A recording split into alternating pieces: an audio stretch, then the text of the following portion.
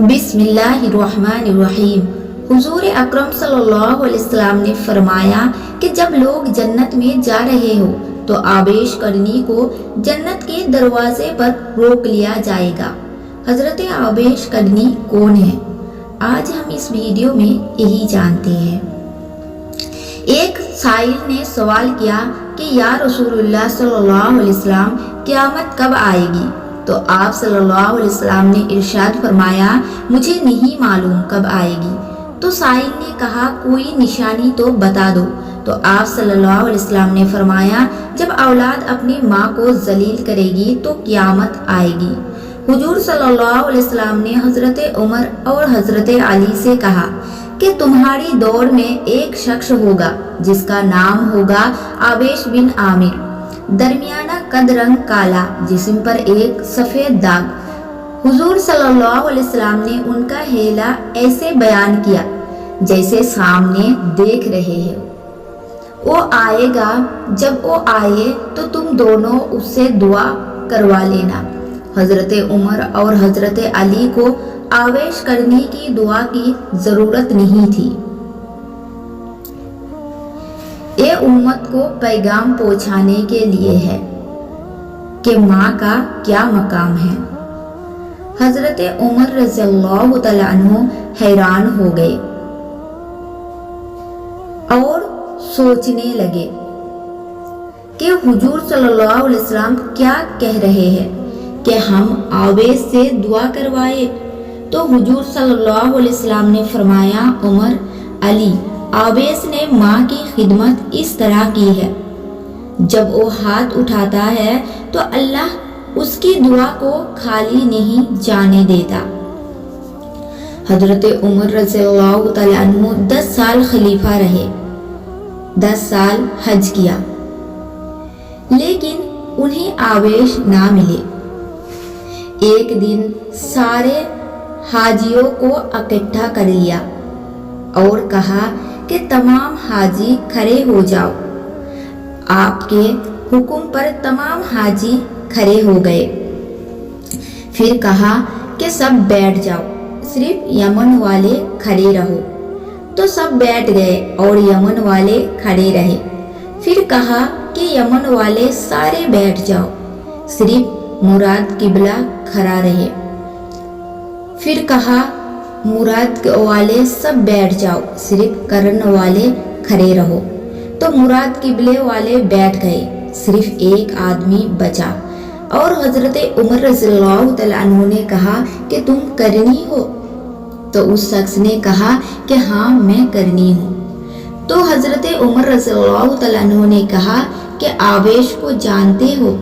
تو اس شخص نے کہا کہ ہاں جانتا ہوں،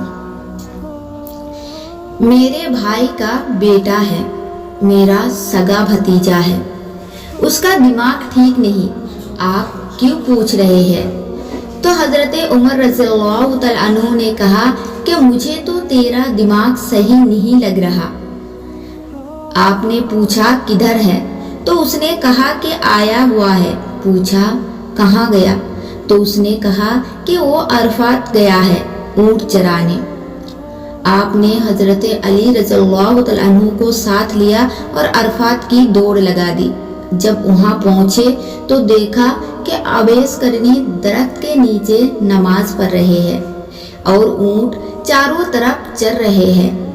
یہ آ کر بیٹھ گئے اور آبیش کی نماز ختم ہونے کا انتظار کرنے لگے۔ جب حضرت آبیش نے محسوس کیا کہ 2 آدمی آ گئے تو انہوں نے نماز مختصر کر دی، سلام پھیرا۔ تو حضرت عمر رضی اللہ تعالیٰ عنہ نے پوچھا کون ہو بھائی؟ تو کہا جی میں مزدور ہوں۔ اس نے خبر نہیں کہ یہ کون ہے۔ تو حضرت عمر رضی اللہ تعالیٰ عنہ نے کہا کہ تیرا نام کیا ہے؟ تو آبیش کرنی نے کہا کہ میرا نام عبداللہ ہے، یعنی اللہ کا بندہ۔ تو حضرت عمر رضی اللہ تعالیٰ عنہ نے کہا کہ سارے ہی اللہ کے بندے ہیں، تیری ماں نے تیرا نام کیا رکھا ہے؟ تو حضرت آبیش نے کہا کہ آپ کون ہیں؟ میرا इंटरव्यू करने वाले। उनका ये कहना था कि हजरत अली ने कहा कि आवेश ये अमीरुल मोमिनीन उमर बिन खत्ताब है और मैं हूँ अली बिन अबी तालिब। हजरत आवेश का ये सुनना था कि वो कांपने लगे। कहा कि जी मैं माफ़ी चाहता हूँ, मैं तो आपको पहचानता ही नहीं था, मैं तो पहली दफ़ा आया हूँ। तो हज़रत उमर रज़ियल्लाहु तआला अन्हु ने कहा कि तू ही आवेश है? तो उन्होंने कहा कि हाँ मैं ही आवेश हूँ। हज़रत उमर रज़ियल्लाहु तआला अन्हु ने कहा हाथ उठा और हमारे लिए दुआ कर, और रोने लगे और कहा कि मैं दुआ करूं? आप लोग सरदार हैं और मैं नौकर हूँ आपका, मैं आप लोगों के लिए दुआ करूं?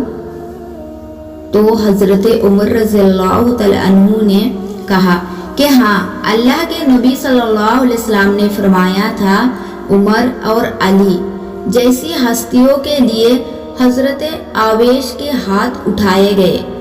किस लिए? उसके पीछे जिहाद नहीं, तबलीग नहीं, तस्वीफ नहीं, उसके पीछे माँ की खिदमत है। जब लोग जन्नत में जा रहे होंगे तो हजरत आवेश करनी भी चलेंगे। उस वक्त अल्लाह ताला फरमाएंगे कि बाकियों को जाने दो और आवेश को रोक लो। उस वक्त हजरत आवेश करनी परेशान हो जाएंगे और कहेंगे कि या अल्लाह, आपने मुझे दरवाजे पर क्यों रोक लिया? तो उस वक्त अल्लाह ताला फरमाएंगे कि पीछे देखो। जब पीछे देखेंगे तो पीछे करोड़ों अरबियों के तादाद में जहन्नमी खड़े होंगे। तो उस वक्त अल्लाह फरमाएगा